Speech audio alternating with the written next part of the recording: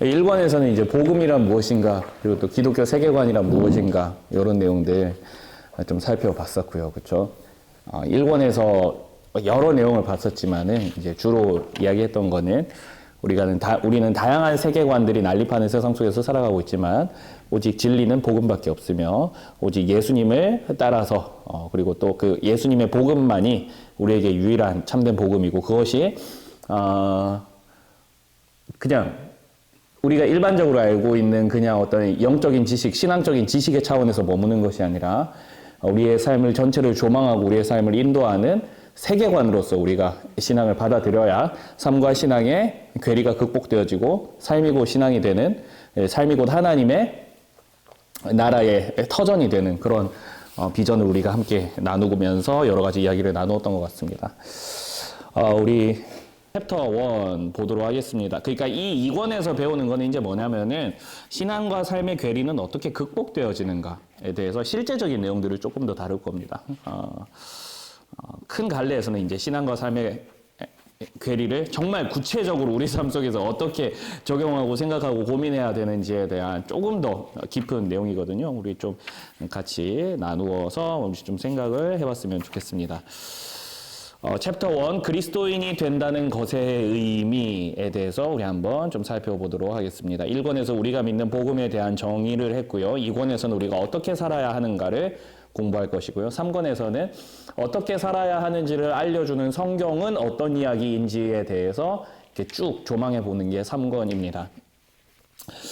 자, 복음적으로 살기 위해서는 이제 그리스도인이 어떻게 살아야 하는지를 좀 살펴보아야 하는데요. 이제 이거를 위해서 그리스도인이란 어떤 사람이고, 그리고 어떻게 살아야 하는지에 대한 좀 이야기를 함께 나누었으면 좋겠습니다. 베드로전서 2장 9절에서 10절 함께 읽어볼까요? 시작. 그러나 너희는 택하신 족속이요 왕같은 제사장들이요 거룩한 나라요 그의 소유가 된 백성이니 이는 너희를 어두운 데서 불러내어 그의 기이한 빛에 들어가게 하신 이의 아름다운 덕을 선포하게 하려 하심이라. 너희가 전에는 백성이 아니더니 이제는 하나님의 백성이요 전에는 긍휼을 얻지 못하였더니 이제는 긍휼을 얻은 자니라. 아멘. 자, 오늘은 이제 그리스도인이 된다. 언약의 의미에 대해서 우리가 좀 한번 살펴보는 게 이제 주된 오늘 정말 핵심 골자인데요. 이제 언약이라는 거를 이제 좀 한번 살펴보게 될 텐데요. 우리가 오늘부터 언약이라는 표현을 물어보면은 자동으로 튀어나와야 됩니다. 뭐냐면은 언약하면은 성경 안에서 말하는 언약이 뭡니까? 라고 하면은 우리는 그냥 하나님의 약속이요 이러면은 50점짜리인 거예요. 그러니까 뭐냐면은 조금 길지만 잘 보십시오. 언약이란 고대 근동 지방에서 행해지던 맹세의 풍습, 이게 정확한 언약의 의미입니다. 그냥 언약의 의미를 아예 새롭게 생각을 하세요. 그러니까 고대 근동 지방의 관계 설정 풍습이거든요, 이게 사실. 그래서 언약이 뭡니까? 하면은 이제 다른 분들은 다 약속이요 할 때 우리 선생님들은, 배우신 선생님들은 좀 잘난 척을 좀 해야 되는 거죠. 그게 아니라 고대 근동 지방의 관계 설정 풍습이고 그래서 이런 것이고 이렇게 설명이 될 수 있어야 된다는 겁니다. 근데 제가 좀 설명을 해드릴게요. 언약이라는 거는 원래 고대 근동 지방에서 상호간에 행해지는 맹세를 의미하는 용어로서 관계 설정, 선물 수여, 조건 제시 세 가지 요소가 있습니다. 자, 이게 뭐냐면은 이 순서대로 보시면 돼요. 첫 번째 관계 설정과 선물 수여, 조건 제시입니다. 예를 들면 보겠습니다. 우리 예를 들면은 그냥 가상의 역사를 한번 생각해 보죠. 우리 찬양쌤 죄송해요. 이제 배성실 국가, 성실나라와 찬양국가가 있어요. 성실나라와 찬양나라가 있는데 두 국가가 원래는 굉장히 원수인 국가였습니다. 이렇게 패권을 다투는. 그런데 이제 찬양나라가 결국은 전투력에 밀려서 굴복을 한 겁니다. 그렇다고 쳐요. 그다음에 이제 두 나라 간에 새로운 관계가 이제 형성이 되게 되는데 이제 언약에는 항상 관계를 주도하는 쪽이 있습니다. 보통은 이제 좀 더 힘이 있고 위력이 있는 쪽이 이 우리 언약 맺읍시다. 새로운 관계로 들어갑시다. 이렇게 요청을 하는 거거든요. 자, 그러면은 여기서 일어나는 게 뭐냐면 첫 번째는 관계 설정입니다. 뭐냐면은 이제 찬양나라 대통령이신 오찬양과 성실나라 대통령인 배성실은 우리가 이제 새로운 관계로서 들어감을 우리가 이제 만인 앞에 공표합니다. 이런 거예요. 그러니까 우리가 이전에는 적국이었는데 우리가 이제 우방국이 되겠습니다. 뭐 이런 의미인 거죠. 새로운 관계입니다. 그러니까 적국에서 우방국이 되어지는 새로운 관계 안으로 들어가게 됩니다. 자, 그런데 이게 말만 하는 게 아니라 두 번째가 뭐냐면 선물 수요가 있습니다. 제가 아까 언약은, 이 고대 근동의 언약은 늘 언약이 주도하는 쪽이 늘 있다고 얘기를 했죠. 언약을 주도하는 쪽이. 언약을 주도하는 쪽에서 선물을 먼저 줘요. 예를 들면 이런 겁니다. 자, 찬양나라가 우리 이제 성실나라와 이렇게 우방국이 되었으니 저희 성실나라에서는 언약을 맺은 것을 기뻐하면서 신뢰하는 마음으로 선물을 드리겠습니다. 갤럭시 Z 플립 3 딱 이렇게 줘요. 그럼 이제 이 Z 플립 3가 이 언약의 증표가 되는 겁니다. 언약의 증표인 현물이 되어지는 거예요. 자, 이걸 받는 거, 그러니까 이걸 볼 때마다 뭘 생각하게 되는 거예요, 이제? 우리 두 국가는 이제는 적국이 아니라 우방국이라는 어떤 표지가 되는 거죠. 자, 이렇게 선물을 수여합니다. 세 번째로 뭐가 있냐면은 조건 제시가 있습니다. 자, 우리가 적국이었다고 우방국이 되었어요. 그런데 이제 그럼에도 불구하고 이 언약이 깨지지 않기 위해서 우리가 지켜야 할 것을 이렇게 막 수립을 하는 겁니다. 예를 들면은 뭐 어느 날에 뭐 서로 침공하지 않기, 아니면 어느 날에는 두 국가의 정상이 만나서 함께 뭐 이렇게 대담을 나누기 등등의 여러 가지 그 규칙들을 이렇게 막 제시를 하는 거죠. 조건을 제시하는 거죠. 자, 그러면 여기서 중요한 게 뭡니까? 조건을 지키지 않으면 언약이 깨지고요. 언약이 깨지면 어떻게 되냐면요, 선물을 다시 빼앗기고요. 선물을 다시 빼앗기면 어떻게 되는 거예요? 언약의 표지가 사라졌으니까 이제 다시 그 언약이 깨진 이전의 관계로 가든 아니면 더 나쁜 관계로 가든 그렇게 되는 겁니다. 언약을 세운, 자, 여기 봅시다. 두 당사자가 이전과는 다른 새로운 관계를 설정하고 언약을 주도적으로 이끄는 쪽에서 선물을 수여하고 언약이 유지되기 위한 조건을 제시하는 방식으로 이루어집니다. 언약을 세운 이후 두 당사자에게는 언약에 신실할 것이 요청됩니다. 자, 성경에는 언약이라는 용어가 참 중요합니다. 왜냐하면 하나님이 타락한 인류에게 베푸실 구원을 계시하는 단어로 선택하셨기 때문입니다. 그래서 구약에 보면요, 하나님께서 너희 백성을 구하시리라, 뭐 구원하신다 그런 것도 있지만은 하나님께서 그 백성을 하나님 나라 백성으로 구원하실 때는 늘 무엇을 주시냐면 언약을 주세요. 근데 언약이라는 단어가 어디 잘 안 나오는 것 같은데요? 라고 하시지 마시고 잘 한번 생각해 보십시오. 하나님께서 이스라엘의 그분의 백성 삼으실 때에 어떻게 언약을 표시하시냐면은 이런 성경 구절 많이 보셨을 것 같아요. 나는 너희의 하나님이 되고 너희는 나의 백성이 되리라. 지금 뭐 하고 있는 거예요? 새로운 관계를 선포하고 있는 거예요. 이전에는 너희는 나의 백성도 아니었고 나도 너희의 하나님이 아니었는데 이제는 내가 너희의 하나님이 되고 너희는 나의 백성이 된다. 자, 그럼 이렇게 하나님 관계 선포를 하셨어요. 신해산 언약 생각해 볼까요? 이 언약을 하나님께서 선포하시고 그 다음에 뭘 주세요? 선물 줘요. 선물이 뭘까요? 가나안 땅 주시잖아요. 그쵸? 가나안 땅 주시고요. 그 땅이 언약의 표지가 돼요. 선물이었잖아요. 그쵸? 그 다음에 조건이 제시가 돼요. 무슨 조건이 제시가 됩니까? 우리가 흔히 정말 쉽게 생각할 수 있습니다. 이스라엘 백성에게 주어진 언약을 위한 조건, 언약이 유지되기 위한 조건, 하나님 나라의 법이 주어지죠. 율법이 주어져요. 그쵸? 근데 하나님께서 어떻게 하신 거예요? 이스라엘을 그분의 백성으로 새로운 관계로 부르시고 가나안 땅을 선물로 주시고 이 언약에 신실할 것을 백성에게 요청하시는데 어떻게 요청하시냐면은 율법을 주심으로. 자, 근데 이스라엘 백성들이 한번 간단하게 생각해 봅시다. 이스라엘 백성들이 언약에 신실했습니까? 신실하지 않았습니까? 그쵸. 이스라엘 백성은 여호수아 이후에 바로 사사기 들어가면서부터 바로 엉망진창이 돼요. 그때 어떤 일이 일어납니까? 언약의 조건에 충실하지 않으니까 제가 아까 뭘 뺏긴다고 했어요? 그쵸. 선물이 빼앗겨져요. 어떻게 돼요? 막 외세로부터 막 침략을 받아요. 사사기 보면은. 그래서 땅이 막 엉망진창 쪼그라진단 말이에요. 그쵸. 원래는 저기 뭡니까? 여기 요단강 동편 일부와 서편 쭉까지가 그 나라였는데 사사기 가면은 막 쪼그라지고 나라가 사분오열이 되고 민족이 막 서로 싸우고 엉망진창이 된단 말이에요. 자, 그런데 다시 하나님께서 언약을 세우시고 그 언약에 따라서 나라가 굉장히 강성해졌을 때가 있었어요. 그때가 언제냐면 다윗 때예요. 다윗 때에는 다윗은 하나님의 율법에 충실한 사람이에요. 그러니까 하나님의 율법에 충실하다는 건 뭐냐면 하나님께서 주신 사명에 충실했다는 거거든요. 하나님께 주신 사명에 충실하니까 어떻게 돼요? 그 땅이 막 이렇게 넓어져요. 왜냐면 하나님 나라가 막 확장이 되니까.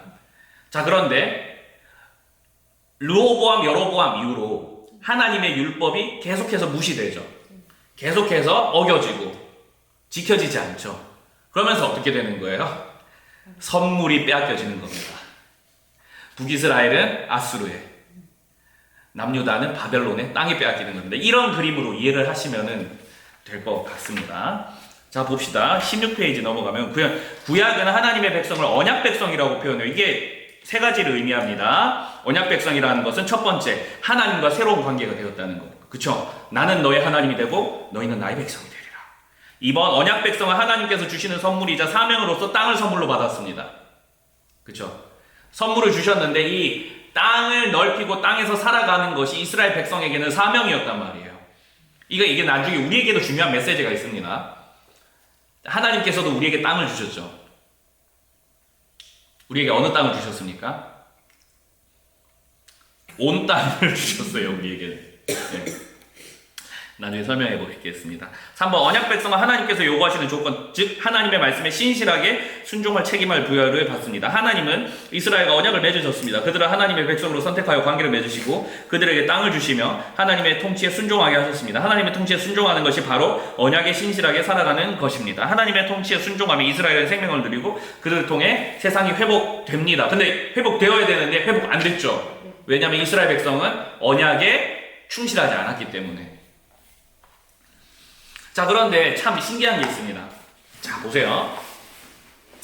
언약이 이스라엘 백성에 의해서 계속해서 지켜지지가 않아요. 그러면은 그 하나님의 법이 지켜지지 않았을 때 하나님께서는 그 언약 관계를 어떻게 하셔야 돼요? 그 즉시 파기하셔야 돼요. 그쵸? 원래대로라면. 근데 구약 성경에서 우리가 살펴볼 수 있는 하나님의 성품이 뭐냐면 오래 참으심과 또 자비하심, 이런 것도 우리가 구약 하나님 너무 무서운데 이런 게 아니라 하나님은 참으실 만큼 참으신 거거든요, 사실은. 자, 그런데 보시면 언약이, 자, 모세에게 하나님께서 처음에 언약을 주셨어요. 그렇죠? 그게 이제 우리가 일반적으로 얘기하는 시내산 언약이라고 합니다. 시내산 언약. 근데 그 언약을 사사기를 지나면서 안 지켜지죠. 근데 이제 다윗의 때에 이르러서 하나님께서 사무엘하 17장 맞나? 제 기억에 사무엘하 17장인데 사무엘하 17장에 보면은 아닐 수도 있는데 어떡하지? 이거 영상으로 봤는데 기억이 애매해가지고 거기에 보면은 하나님께서 다윗에게 언약을 주시는 장면이 나와요. 이게 우리 흔히들 얘기하는 다윗 언약이에요. 다윗 언약. 내가 내 뒤에 씨를 두어서 내 나라가 영원하게 하리라. 그러면서 이제 다윗의 씨로 오시는 영원한 나라의 주인이신 예수 그리스도 막 오는 거거든요. 물론 그게 이제 솔로몬을 이야기하는 거였기도 하지만 그 언약이 이렇게 하나님께, 그러니까 원래대로라면 파기되었어야 될 언약이, 자 보세요. 인간은 언제나 언약에 대해서 되게 뭐라고 해야 돼요? 신실하지 않아요. 신실하지 않을 뿐만 아니라 굉장히 불량해요. 근데 놀라운 것은 무엇이냐면은 하나님께서는 언약에 대해서 여전히 늘 신실하시다는 거죠. 인간을 사랑하시기에 신실하시고 하나님의 당신의 백성을 삼으시기에 늘 신실하시고, 그래서 어떻게 하시냐면 언약은 한 번도 폐기된 적은 없습니다. 이게 중요한 거예요. 폐기된 게 아니라 갱신돼요, 늘. 갱신된다는 말은 또 다른 말로 하면 무슨 말이냐면 하나님께서 그 이스라엘 백성과 이스라엘 백성 이후에 온 새 이스라엘의 백성이 누리들에 이르기까지 하나님은 그 언약을 한 번도 끊지 않으시고 계속 갱신해요. 모세에게 주었더니 망했던 거 다윗을 통하여서 갱신하시고요. 다윗에게 주어서 엉망진창으로 되었던 것이 이제는 새 시대에 와서 누구를 통하여 완전히 갱신되고 완전히 세워지냐면 예수님을 통해서 그렇게 돼요. 예수님께서 뭐라고 하셨습니까? 십자가로 가시기 전에 새 언약을 너희에게 세운다. 하시고 이제 새 언약의 백성이 된 우리들은 그렇죠. 하나님의 그 언약의 불충한 모습을 볼 때도 불구하고 이스라엘 백성은 하나님의 언약에 불충하면은 벌도 받고 영원 그 나라가 멸망하고 벌 받고 이런 일들이 있었지만 우리에게는 이제 더 이상 그런 일이 일어나지는 않아요. 왜냐하면은 구약에는 인간이 지켰어야만 했던 언약이라면은 신약에서는 율법과 조건을 모두 완전히 지키신 분을 믿는 믿음만 보기 때문이에요. 예. 요 차이. 예. 좀 샜는데. 자, 언약 백성은 하나님께서 요구하시는 조건, 하나님의 말씀에 신실하게 순종할 책임을 부여받았고, 아까 읽었던 거네요. 다시 넘어가서 17페이지. 예수를 주로 고백한 그리스도인들은 새 언약의 백성이 되었습니다. 자, 이게 중요한 겁니다. 하나님께서 언약을 계속 갱신하시고 새 언약을 통하여서 이제 오고 다가오는 모든 세대의 모든 사람들은 주님 다시 오시는 그날까지 예수 그리스도를 믿기만 하면 새 언약의 당사자가 되는데, 자, 그러면 우리에게도 언약의 세 가지 요소가 동일하게 주어지는 겁니다. 자, 첫 번째, 위에 보면은 하나님의 은혜로 값없이 의롭다 하심을 하다 이 생과 내세에 하나님 나라를 약속받는다. 이게 뭐냐면 우리가 하나님 안에 새로운 관계 안으로 들어간 거죠. 이제는 너희를 더 이상 원수로 하지 않고 죄인이라 부르지 않고 내가 너를 친구라 부르겠다. 이 땅에서 두 번째, 이 땅에서 하나님 나라를 누리며 이 땅에서 하나님 나라를 구현할 도구가 됩니다. 이게 뭐냐면은 하나님께서 이전에는 이스라엘 백성들에게 가나안 땅 일부와 그 몇몇 구역만 주셨다면은 이제 하나님께서 그 성전 중심으로 그 땅 몇 군데를 주셨잖아요. 그러니 이제 성전을 뛰어넘어서 하나님의 새로운 역사의 도구가 되는 새로운 기관이 생겼는데 그게 뭐냐면 교회거든요. 교회는 온 지구 모든 세계 곳곳에 다 세워지잖아요. 이제 이 교회를 통하여서 하나님 나라가 우리에게, 그러니까 온 세계에 하나님의 교회가 다 세워졌다는 것은 결국 무엇이냐면 하나님께서 온 땅을, 온 세계를, 온 우주를 이제 우리에게 선물로 주셨다는 것을 얘기해요. 그러니까 이스라엘에 우리가 그런 생각을 하죠. 와, 모세의 얼굴에 찬란한 빛을 받던 그 이스라엘 백성들 얼마나 신기했을까. 구름 기둥과 불 기둥으로 인도하심을 받았던 이스라엘 그 얼마나 그 여정이 멋있었을까. 예? 하나님을 직접 마주했었던 베드로, 모세의 그 황홀감은 어떠했을까? 얼마나 멋있었을까 하는데, 여러분들 믿으실지 모르겠지만, 모세가 하나님을 직접 마주하여서 보았던 그 영광보다도 훨씬 뛰어난 영광을 우리는 직접 마주해요. 이게 무슨 말인지 알겠습니까? 하나님을 마주하면서 보았던 영광과는 비교도 할 수 없을 만큼 뛰어난 영원하고도 항구적이고 절대로 지지 않는 하나님의 은혜를 우리는 받고 그 영광을 체험하면서 살아요. 어디를 통해서 하게 되냐면 교회를 통하여서 예수 그리스도를 통하여, 교회라는 기관을 통하여서 예수 그리스도를 직접 내 삶의 주인으로 모심으로 말미암아. 모세는 겨우 하나님을 보고 왔을 뿐이에요. 그쵸? 보고 왔을 뿐이에요. 그러나 새 시대의 새 언약의 사람들은 어떻게 하냐면은 하나님과 함께 살아요. 하나님이 그 삶 속에 침투해 오세요. 성령님이 그 인생 속에 들어오세요. 구약에서의 하나님은, 물론 하나님 천지만물을 다스리시지만 구약에서의 하나님은 이스라엘 백성들에게 하나님 어디 계십니까? 라고 물어보면은 성전에 계신다라고 밖에 말 못했어요. 그러나 신약에 있는 사람들에게 하나님이 지금 어디에 계십니까? 라고 물어본다면 우리는 성전 안에 있는 영광을 사모하는 게 아니라 성전된 내 안에 있는 하나님의 영광을 직접 마주하면서 누리면서 살아간다니까요. 그러니까 이스라엘 백성들은 모세조차도 성전 안에 들어서야만 겨우 보았던 하나님의 영광과 하나님의 놀라운 체험과 임재하심을 우리는 매일 누리면서 살아가죠. 이게 피부에 와닿게 안 느껴지실 수도 있지만 새 언약이 가장 뛰어난 언약인 이유, 새 언약이 정말 놀라운 은혜의 언약인 이유, 예수님의 사역이 정말 위대한 이유가 거기 있는 겁니다. 모세의 사역보다도, 다윗의 사역보다도 예수님의 사역, 이 모든 것을 뛰어넘어서 압도적으로 위대한 이유가 거기 있습니다. 예수님의 사역은 우리가 하나님을 직접 마주할 수 있게 만들어줍니다. 자, 다시 돌아와서, 그러니까 이 땅에서 그러니까 이 땅 온 우주를 우리에게 선물로 주셨다고요. 그래서 우리가 나아가는 모든 곳마다 하나님 나라를 선포할 수 있고 확장할 수 있죠. 세 번째, 성령의 인도하심을 따라 자신의 삶에 하나님의 통치를 누리고 이 세상에서 하나님의 주권을 회복한다. 이게 뭐냐면은 조건 제시예요. 우리가 조건을 하나님께서 누리신 언약의 그 조건을 우리에게 주신 하나님의 법들을 지키면서 살아요. 자, 그런데 여기에 보면은 하나님의 주권을 회복한다고 되어 있죠. 이 땅에서의 하나님 나라의 주권이 어떻게 회복되어질까요? 그것은 어떻게 회복되어지냐면은 하나님의 법에 순종할 때 하나님의 주권이 우리 가운데 세워진다라고 생각하시는 게 옳습니다. 다시 말씀드립니다. 이 세상에 하나님 나라의 주권이 어떻게 세워지느냐? 우리가 하나님의 법을 지키면서 살아갈 때입니다. 자, 그런데 좀 그렇게 생각할 수도 있죠. 우리는 율법주의가 아닌데요. 우리는 율법으로 말미암아 이 언약이 유지되는 게 아닌데요. 이제 그 말을 드리는 것이 아니라 우리는 이제 구약은 좀 미안하지만 구약의 백성들도 주야로 율법을 묵상하며 즐거워했다고 하지만은 그게 영원하지 않았어요. 잘 지키지도 못했고.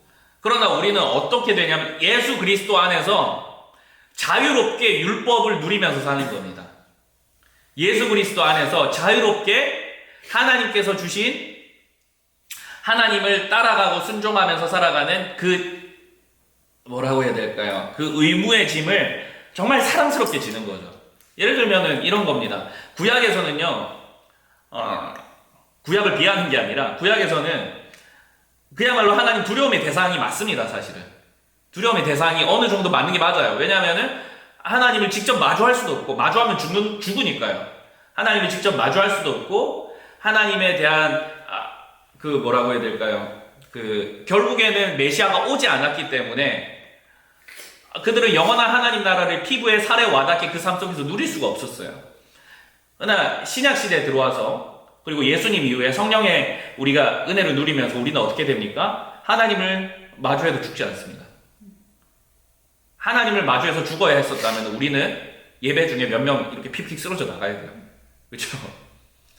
살다가도 픽픽 쓰러져 나가야 돼요. 은혜 받으면 바로 죽어야 되는 거예요, 우리는. 그런데 그러지 않아요. 그러지 않고 그뿐만 아니라 하나님의 은혜를 누리면서 살아갑니다. 그래서 이제 그러니까 하나님께서 주신 하나님 나라의 법들, 복음 안에 있는 새 시대의 법들이 우리에게 더 이상 짐이 아니라는 거죠. 예수님께서도 새 시대 법들도 많잖아요. 이제 예수님께서도 뭐 산상순 마태복음에 이렇게 하시면서 우리가 어떻게 살아야 되는지에 대해서 예수님께서도 다 가르쳐 주셨어요. 어떤 율법의 짐이나 이런 것로부터 자유롭지만은 성도의 의무가 없는 삶은 전혀 아닙니다. 오히려 예수님께서는 율법을 더 확대 해석하셨잖아요. 구약에서는 가늠한 자는 이렇게 또 하나님께 벌을 받는다고. 예수님의 법 해석은 어떻습니까? 보고 음란한 마음만 품어도 그건 이미 범죄한 것이다. 오히려 예수님의 그 법 해석이 더 빡빡해요. 그러나 우리는 거기서 두려움을 느끼지 않아요. 왜냐하면은 예수님이 이미 다 이루셨거든요. 예수님이 이미 다 이루셨고 그 안에서 하나님의 법을 기뻐하면서 즐겁게 자유롭게 자의적으로 누립니다. 이게 차이가 있는 거죠.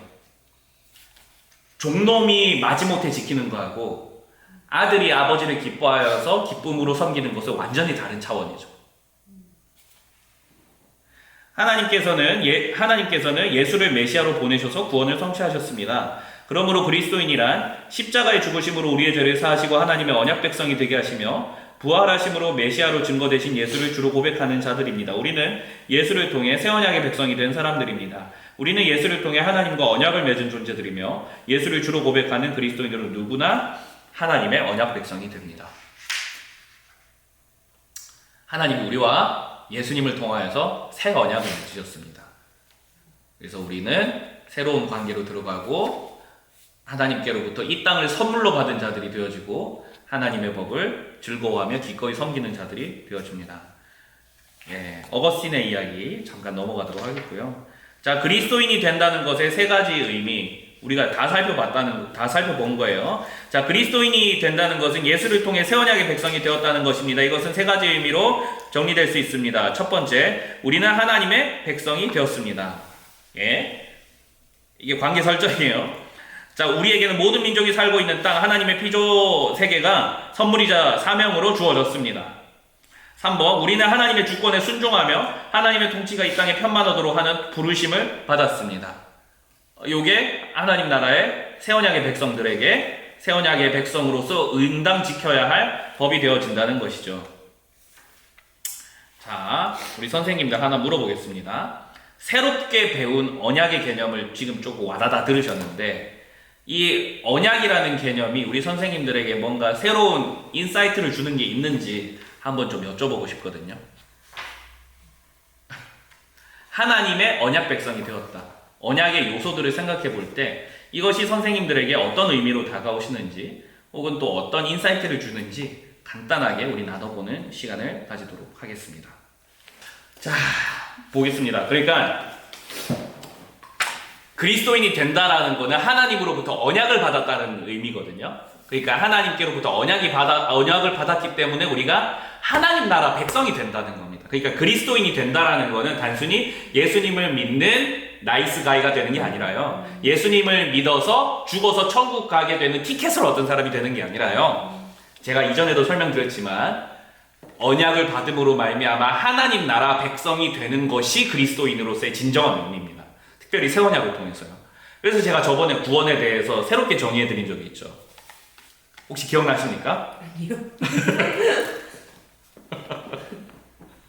살아서나 죽어서나 하나님께 통치받는 것. 제가 이거 설명해드린 적 있나요? 네. 예, 기억나요? 기억나는가 보다. 예.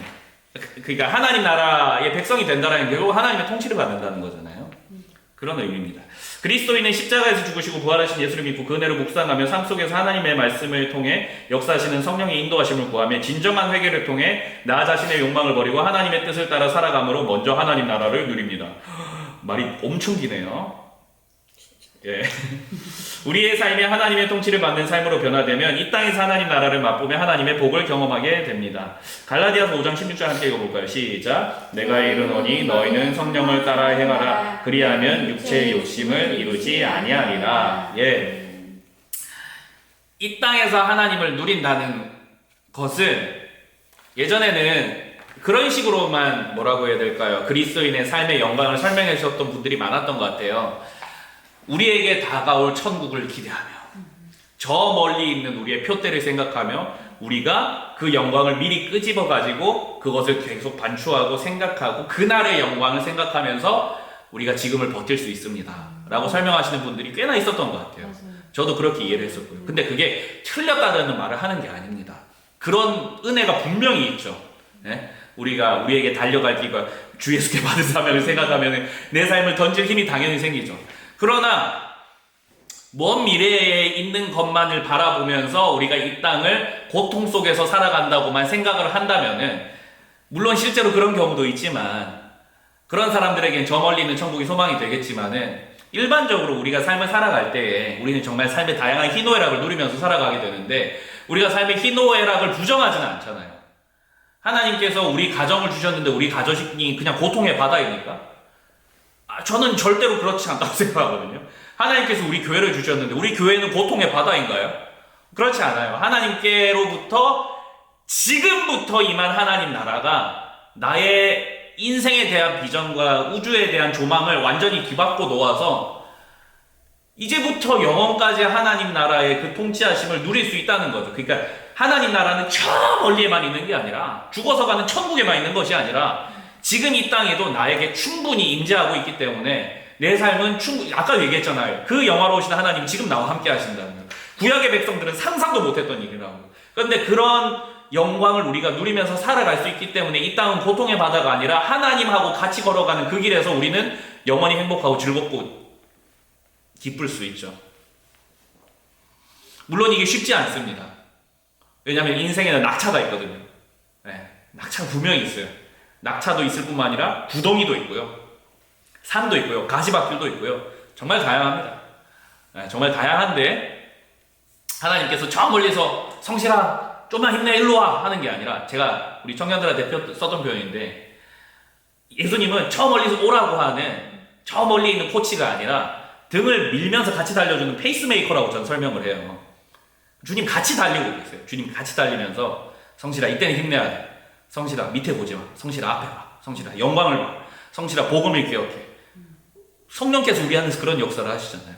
우리가 이걸 부정해서는 안 되는 거죠. 한 주님 내 곁에 계신데 저 멀리 보이는 어디 있는지도 모르는 뭐 그것만을 상상하면서 달려간다고만 하면은 우리의 삶은 좀 뭐라고 해야 될까요? 너무 팍팍하지 않나요? 근데 저는 우리 사랑의 하나님께서 우리에게 물론 빡센 사명도 주시지만 우리와 동행하기를 원하시면 늘 함께하기를 원하시는 선하신 아버지라는 것도 저는 믿거든요. 저는 그게 더 큰 위로가 되고 힘이 되고 오히려 그게 우리를 더 잘 살게 하는 게 아닌가, 저는 그런 생각을 합니다. 자, 넘어와서 그리스도인은 하나님 나라를 구현하는 도구입니다. 우리는 하나님 나라를 이 땅에서 구현하는 도구입니다. 이러한 사명을 위해 우리는 죽으시고 부활하신 예수께서 진정한 메시아이시며 주이심을 전해야 합니다. 또한 하나님의 통치를 떠나 망가진 이 땅이 어떻게 회복될 것인지를 고민하며 우리에게 주어진 달란트로 섬기며 하나님 나라가 임하기를 구해야 합니다. 왜요? 우리에게 선물이자 사명으로서 주어진 이 세계가 있기 때문입니다. 그런즉 너희는 먼저 그의 나라와 그의 의를 구하라. 그리하면 이 모든 것들을 너에게 더하시리라. 그런 삶을 살아갈 때 우리가 참된 인간다움을 회복하게 된다는 것이죠. 필요한 모든 것들의 공급됨을 경험할 수 있다는 것이죠. 왜요? 하나님 나라를 위해서 우리가 살기 때문에 하나님이 서포트해 주신다는 겁니다. 예, 요거는 이제 조금 있다가 한번 물어보도록 하겠습니다. 퀘스천 이번은 맨 마지막에. 자, 하나님 나라의 제자인 그리스도인에게는 인내와 순종의 삶이 요청됩니다. 우리 성경책 있으세요? 누가복음 14장 25절에서 33절 한번 읽어보시겠어요? 다 읽어보셨나요? 이제 예수님께서 제자의 길에 대해서 설명하시면서 두 가지 비유를 든 거거든요.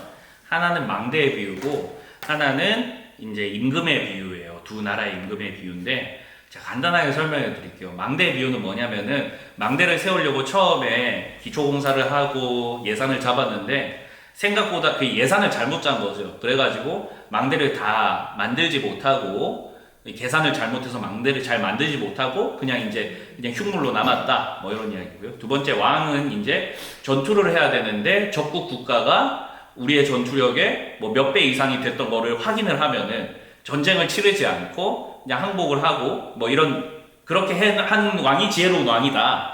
뭐 이런 이야기, 이런 비유입니다. 근데 예수님의 제자가 되는 거랑 이 망대와 왕의 비유는 도대체 무슨 연관이 있을까요? 예수님은 늘 이제 그림책 같은 설교를 해주시는 분이시지만 때로는 그 그림책이 너무 난해해가지고 우리가 좀 머리가 아플 때가 있잖아요. 자, 한번 생각해 보겠습니다. 둘 다 무엇을 하고 있습니까? 계산을 하고 있거든요. 그렇죠? 망대에서도 예산 계산을 하고 왕의 이야기에서도 군사력 계산을 하고 있어요. 자, 그러면 이게 하나님 나라의 제자가 되고 하나님 나라의 백성으로서 이 땅을 살아가는 우리는 손익 계산을 잘하며 계산적으로 잘 머리가 빨라야 된다. 뭐 이런 이야기를 하는 것일까요?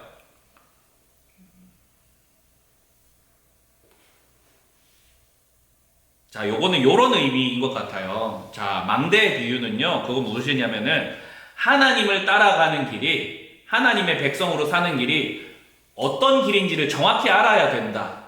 요런 메시지를 주는 것 같습니다. 다시, 하나님을 따라가는 길이 어떤 삶이고 무엇인지를 분명하게 알아야 된다.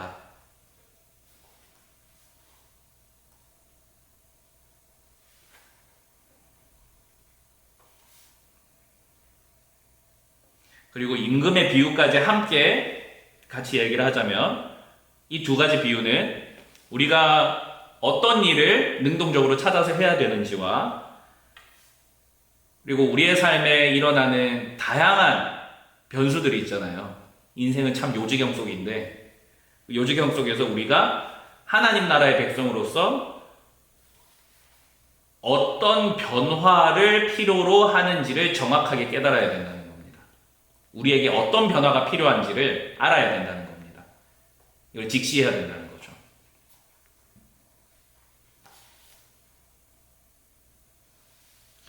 자, 그리스도인, 즉 하나님의 언약 백성으로서 예수의 제자가 되는 길은 많은 것들을 요구합니다. 하지만 우리가 거룩한 열망을 품고 나아간다면 하나님께서 우리를 도우실 것입니다. 필요한 모든 것을 채우실 것입니다. 우리에게 필요한 것은 하나님의 인격과 하나님의 구원 계획을 이루실 하나님의 능력을 믿고 인내로 순종하는 것입니다. 이르시되 내가 반드시 너에게 복주고 너를 번성하고 번성하게 하리라 하셨더니 그가 이같이 오래 참아 약속을 받았느니라. 자, 존 스토트 목사님의 이야기 잠깐 제가 읽어드리겠습니다. 기독교는 반쯤 건축된 채 버려진 망대의 자네들, 그러니까 쌓기 시작했으나 끝낼 수 없었던 망대들의 유물로 온통 뒤덮여 있다. 수많은 사람들이 여전히 그리스도의 경고를 무시하고 먼저 그리스도를 따르는 것의 대가를 곰곰이 생각해보지 않은 채 그리스도를 따르려 하기 때문이다. 그 결과 오늘날 기독교에게 커다란 주문, 소위 말하는 유명무실한 기독교라는 것, 이런 말이죠. 뭐냐면은 우리가 하나님 나라를 그냥 조금 뭐라고 해야 될까요? 제 얼굴에 침 뱉기 같은 이야기지만 이런 겁니다. 신학교에 들어오는 어떤 한 신학생이 있다고 생각을 해봅시다. 이 신학생이 자신의 삶을 하나님께 어떻게 드려야 하는지에 대한 개념은 전혀 없고 목회자로서의 삶이 굉장히 존경받는 것 같고 도덕적으로도 깨끗해 보이고 거기다가 자기가 좋아하는 교회 안에 있으면 돈을 벌 수도 있다는 생각 때문에 어떤 기도하는 도중에 그냥 이제 마음이 뜨거워지고 이렇게 뭔가 좀 이 길을 살아야겠다라는 개인의 확신이 들어서 신학교에 왔다고 생각을 해봅시다. 생각보다 이런 신학생 진짜 많습니다. 이 문제에 부딪힘에도 불구하고 이 문제에 직면하지 않고 피해가는 신학생들 되게 많고요. 그래서 나중에 목회 현장에서 이것 때문에 고민하는 친구들이 되게 많아요. 저는 하나님께서 참으로 감사하게도 이 고민을 1학년 1학기 3월 첫날부터 하게 해주셨어요. 그래서 이제 20살 봄에서 여름까지 되게 우울하게 보냈거든요. 되게 우울하게. 내가 여기 왜 왔지? 나 여기 있어도 되나 했는데 참 하나님께서 감사하게 어떤 다양한 어떤 사인들을 주셔서 제가 여기 지금 여기까지 달려왔는데 우리 그리스도인들도 마찬가지인 거죠. 예를 들면 우리가 유치부 교사를 한다고 생각해 봅시다. 흔히 있을 수 있는 일이거든요. 유치부 봉사가 너무 처음에 기쁘고 의미 있는 일일 것 같기도 하고 또 막 교육부서 교사로 막 이렇게 콜링을 하다 보니까 그래서 내가 교사를 해야겠다라는 마음으로 이렇게 헌신을 합니다. 물론 그 헌신이 너무 귀합니다. 대박이에요. 그 헌신까지 간 것도 하나님의 은혜라고 저는 생각을 해요. 그런데 우리가 유치부 교사를 섬김에 있어서 우리에게 반드시 필요한 어떤 희생과 포기와 어떤 소양도 분명히 있죠. 근데 이런 것들을 우리가 끝끝내 외면한 채 계속 나는 그냥 은혜로 한다. 그러니까 은혜로 하죠. 은혜로 하는데 은혜로 한다는 말로 나의 준비되지 못함과 또 준비하지 않으려 함을 정당할 수는 없잖아요. 나의 불순종함과 나의 나이브함을 우리는 그냥 은혜로 한다는 말로 다 둘러칠 수는 없다고요. 결국 은혜가 회복되어져야 되고 은혜 속에서 우리가 어떤 생각을 해야 되는 것인데 내가 어떤 것을 포기해야 되겠구나. 내가 어떤 것을 하나님께 드려야 되겠구나. 나는 어떤 결단이 있어야 되는 것인데 그래서 처음에는 막 이렇게 하다가 나중에 가면 갈수록 뭐 화요일 날에도 나오라 그래. 뭐 저기 뭐야 여름 성경학교 되는데 막 안 보내줘. 막 물놀이 했는데 막 힘 다 빠지고 막 애들 공과 공부하는데 애들 말 안 듣고 뭐 율동하는데 뭐 저기서 싸우고 뭐 애들끼리 치고받고 울고 있고 막 애들 말 안 듣고 학부모님들 한 번씩 싸가지 없게 구시고 이러면은 우리가 정말 막 너무너무 힘들어지고 그런 힘듦에서 힘듦을 겪는 걸 가지고 제가 뭐 너 왜 힘들어라고 하진 않겠지만은 우리 안에 어떤 최소한의 포기와 어떤 소양이라고 표현을 해도 될까요? 그런 것들이 없이 자기 부인이 없이 어떤 하나님의 사명을 감당하려고 했을 때 너무너무 많이 부딪히는 게 많습니다. 그래서 용두사미로 끝나는 사역 생각보다 되게 많죠. 저도 많습니다. 저도 지금 막 청년부, 1청년부 애들 데리고 막 이것저것 시도해보고 있거든요. 용두까지도 안 가고 지금 계속 뭐 사두, 삼이 막 계속 이런 느낌인데 그런 식으로 하는 것도 좀 있는데 그러니까 우리에게 얼마의 달란트가 있는지를 좀 요즘에는 이제 메타인지라는 말도 쓰더라고요. 메타인지가 분명히 돼야죠. 예를 들면 이런 겁니다. 또 한번 생각을 해보면은 찬양에, 그러니까 교회에는 은사라는 게 있잖아요. 각자에게 은사라는 게 있잖아요. 은사는 결국 이제 교회를 세우기 위해서 하나님께서 그 사람에게 주신 각자의 달란트인데, 예를 들면은 누군가에게는 이렇게 사람을 잘 돌보고 잘 섬기고 이런 은사가 있습니다. 근데 그 은사 있는 사람이 생각보다 노래를 너무 못해요. 근데 이 사람이 노래를 너무 하고 싶은 거예요. 하나님께 찬양을 하고 싶어요.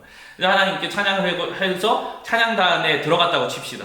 찬양단에 들어가서 막 노래를 해요. 물론 그 사람에게는 은혜죠. 그리고 그 사람과 함께 찬양하는 그 사람들의 같은 공동체원들에게도 하나님의 은혜가 임할 것입니다. 그러나 때로는 은사가 없음에도 불구하고 자기 고집 때문에 자기 취향 따라서 혹은 보여지는 것에 따라서 어떤 봉사와 헌신을 선택하다 보면은 반드시 부작용이 일어나기 마련이죠. 저는 그래서 찬양이 은사 있는 자들이 하라고 그렇게 얘기를 합니다. 또 예를 들면 이런 거죠. 우리 이게 절대로 남녀 달라치게 하는 건 아닙니다. 우리 남자 집사님들 아마 설거지 잘 할 거예요. 잘 할 텐데, 자, 식당 봉사, 교회 식당 봉사를 지금 보통은 여전도회나 집사님, 권사님들이 많이 하시고, 그리고 주차 봉사는 거의 남전도에서 도맡아서 하시죠. 뭐 주차장 청소 이런 거. 자, 그런데 저는 그렇게 믿거든요. 저를 뭐 좀 어떻게 생각하실지 모르겠지만, 저는 남자분들이 더 추운 데에서 더 거칠고 더 험한 사람을 마주할 수 있는 그런 어떤 담력을 하나님께서 주셨다고 믿어요. 하나님께서 남자를 그렇게 만드셨다고 믿고요. 그리고 여성에게는 남자가 절대로 뛰어넘을 수 없는 어떤 꼼꼼함의 벽이 있다고 저는 그렇게 믿어요. 네. 안 그러신가요? 동생 있지 않아요? 남동생? 비교해보면 어때? 애는 모르겠고 그냥 대체적으로 그런 태생적인 그런 게 있기는 한 것 같아요. 그러니까 제가 하고 싶은 말은 뭐냐면, 우리 남자 집사님들 식당 봉사 시키고 접시 닦게 하면 잘 할 거예요. 근데 제 생각에는 암만 해도 우리 여전도회 회원들이 하는 거에 반도 못할 거라고 저는 생각을 합니다.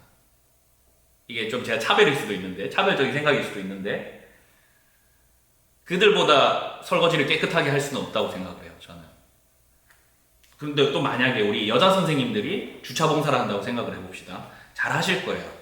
잘 하실 텐데, 우리 주차장 분위기 아시죠? 여기 주일날에 앞에 막 들어오고 나가고 하실 때, 저희가 하필 이렇게 차선을 끼어들기를 해야 되는 그런 상황이어서, 우리 관리사팀 주일마다 거의 귀에 피날 정도로 일반 시민들한테 욕 드시거든요. 근데 그분들 진짜 참 대단하다고 생각을 하는데, 거기서 버티고 그분들하고 맞서 싸울 수 있는 거를 우리 여성분들이 한다고 생각하면 저는 너무 마음이 아플 것 같아요. 여성분들이 좀 더 마음에 상처가 있을 것 같아요. 남자분들은 에이 하고 그냥 뭐 이렇게 넘기실 수도 있을 거라고 저는 생각을 하고, 그러니까 하나님께서 각자에게 주신 하나님의 디자인 방식과 하나님의 달란트와 하나님의 계획하시면 다 다른데, 그것을 부정하고 나에게 있는 것을 뛰어넘어서 무엇인가를 하려고 한다고 하면은 그건 굉장히 뭔가 문제가 있는 거죠. 식당 봉사도 주차 봉사도 찬양팀 찬양대만큼 귀한 사역이잖아요. 만큼이 아니죠. 저희 똑같이 귀하다고 생각을 해요. 똑같이 귀해요. 교사만 귀합니까? 아닙니다. 여기 매일 오셔가지고 이렇게 닦아주시고 또 청소해주시는 분들, 그분들의 막말로 그분들의 사역이, 식당에서 식당 봉사하시는 분들이, 주차장에서 주차 봉사하시는 분들의 사역이 목사의 설교 사역보다 못한 사역입니까? 전 절대 아니라고 생각합니다. 하나님께서 교회를 세워 나가시는데, 하나님께서 교회를 이루어 나가시는데 다양한 방식으로 각자에게 필요한 만큼 일하게 하시되 한 교회로서 동일한 영광을 취하신다고 저는 믿어요. 목사의 설교 사역이, 찬양 인도자의 찬양 인도 사역이, 기도 인도자의 물론 그들이 잘 준비돼야 되죠. 시간 애써야 되고, 하나님께서 보시기에 동일한 영광이라는 것이죠. 그렇게 한다면 우리는 나에게 주어진 사명의 크기가 작다고 하여서 나에게 주어진 직분의 어떤 뭐라고 해야 될까요? 구분이 좀 다르다고 하여서 불평할 수 없죠. 우린 그냥 늘 뭐밖에 할 수 없으냐면 그냥 감사할 수밖에 없는 거예요.